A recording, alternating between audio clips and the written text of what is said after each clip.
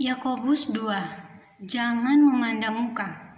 Saudara-saudaraku, sebagai orang yang beriman kepada Yesus Kristus, Tuhan kita yang mulia, janganlah iman itu kamu amalkan dengan memandang muka.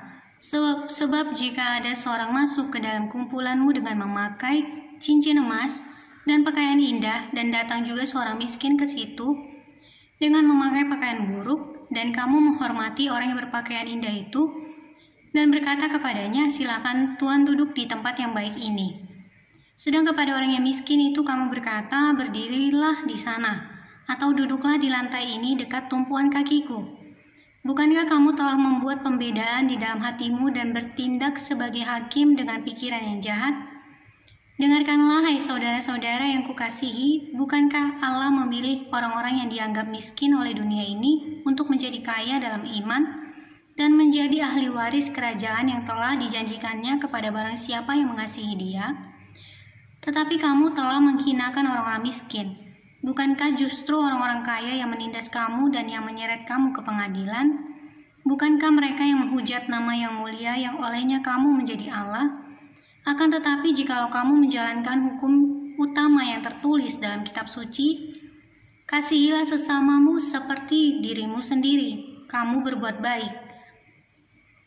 Tetapi jikalau kamu memandang muka, kamu berbuat dosa, dan oleh hukum itu menjadi nyata bahwa kamu melakukan pelanggaran. Sebab barang siapa menuruti seluruh hukum itu tetapi mengabaikan satu bagian daripadanya, ia bersalah terhadap seluruhnya. Sebab ia yang mengatakan jangan berzina, ia mengatakan juga jangan membunuh. Jadi jika kamu tidak berzina tetapi membunuh, maka kamu menjadi pelanggar hukum juga.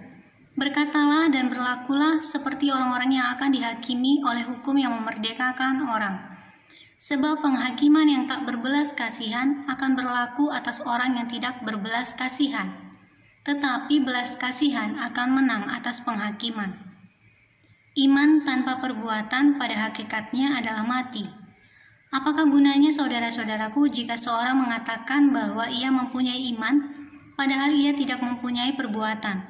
Dapatkah iman itu menyelamatkan dia?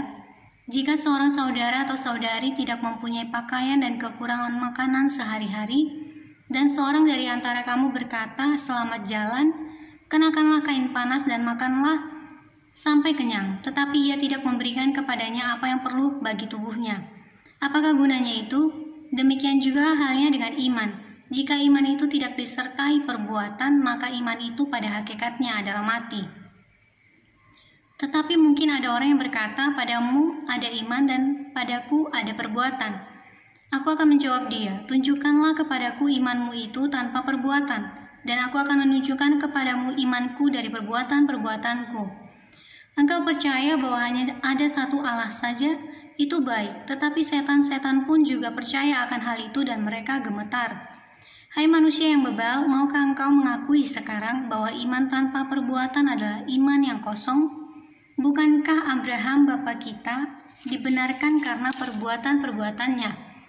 Ketika ia mempersembahkan Ishak, anaknya di atas mezbah, kamu lihat bahwa iman bekerja sama dengan perbuatan-perbuatan, dan oleh perbuatan-perbuatan itu iman menjadi sempurna. Dengan jalan demikian, genaplah nas yang mengatakan, lalu percayalah Abraham kepada Allah. Maka Allah memperhitungkan hal itu kepadanya sebagai kebenaran. Karena itu Abraham disebut sahabat Allah.